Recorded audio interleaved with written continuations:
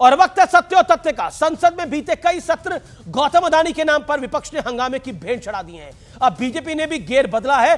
BJP George Soros के मुद्दे पर मुखर होकर कांग्रेस की फर्स्ट फैमिली यानी गांधी परिवार पर हमला कर रही है। बीजेपी का आरोप है कि गांधी परिवार की मुखिया यानी श्रीमती सोनिया गांधी का जॉर्ज सोरोस की कंपनी के साथ सीधा डायरेक्ट लिंक है। बीजेपी ने अपनी बात को साबित करने के लिए कई सबूत भी सामने रखे हैं। मैं एक एक करके उन सारे सबूतों के बारे में आपको विश्लेषण बताऊंगा और उसकी जानकारी दूंगा, लेकिन पहले यह जान लीजिए कि यह जॉर्ज सोरोस कौन है। जॉर्ज सोरोस हंगरी मूल का एक अमेरिकी बिजनेसमैन है। जॉर्ज सोरोस पर दुनिया के कई देशों में हालात बिगाड़ने के बेहद गंभीर आरोप है। इसके अलावा बैंक ऑफ इंग्लैंड की बर्बादी के पीछे भी यही जॉर्ज सोरोस ही बताया जाता है।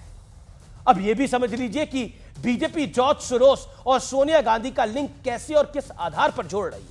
दरअसल Sonia Gandhi the forum of democratic leaders in the Asia Pacific यानी एफडीएलएपी की को प्रेसिडेंट है और एफडीएलएपी को जॉर्ज सोरोस की संस्था ओपन सोसाइटी इंस्टीट्यूट भारी भरकम फंडिंग करता है यानी पैसे देता है। एफडीएलएपी वो संस्था है जो कश्मीर को सेपरेट एंटिटी बताती है और इस मुद्दे पर पाकिस्तान आर्मी के रिटायर्ड अधिकारियों के साथ चर्चा भी करी जाती है। ओपन सोसाइटी इंस्टीट्यूट नाम की जो संस्था फंडिंग के काम में लगी है उसके ग्लोबल वाइस प्रेसिडेंट का नाम है सलिल शेट्टी। ये वही सलिल शेट्टी है जो राहुल गांधी की भारत जोड़ो यात्रा में शामिल था। तस्वीरें आई थी। सलिल शेट्टी 2020 में शाहीन बाग में हो रहे सीए विरोधी धरने में भी दिखे थे।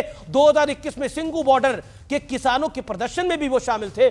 कोरोना काल में अमेरिकी वैक्सीन फाइजर और मॉडर्ना के लिए खुलकर वकालत कर रहे थे, जो सॉवरेन गारंटी मांगते थे भारत की, यानी भारत को डिस्टेबलाइज करने के प्रयास में सलिल शेट्टी कहीं ना कहीं हमेशा सक्रिय दिखे हैं। जॉर्ज सोरोस वही हैं जिनकी संस्था open society institute organized crime corruption reporting project यानी ओसीसीआरपी को भी फंडिंग करती है। ये नाम आपको थोड़े टिकलिस्ट लग रहे होंगे लेकिन सच है। और ओसीसीआरपी लंबे वक्त से हमारे देश भारत के खिलाफ कई प्रोपेगेंडा करता रहा है और हर बार कांग्रेस ने ओसीसीआरपी का इस्तेमाल कर सरकार पर हमला किया है। यह आरोप बेहद गंभीर है क्योंकि जॉर्ज सोरोस जैसे लोग जिस डीप स्टेट के लिए काम करते हैं वो किसी देश का क्या हाल कर सकते हैं, इसका अभी का उदाहरण, लेटेस्ट उदाहरण बांग्लादेश है। भारत में भी ऐसे मुद्दों को वो लगातार हवा देने की कोशिश कर रहे हैं जिससे जनभावनाएं बढ़ के जाति में टूट जाए भारत।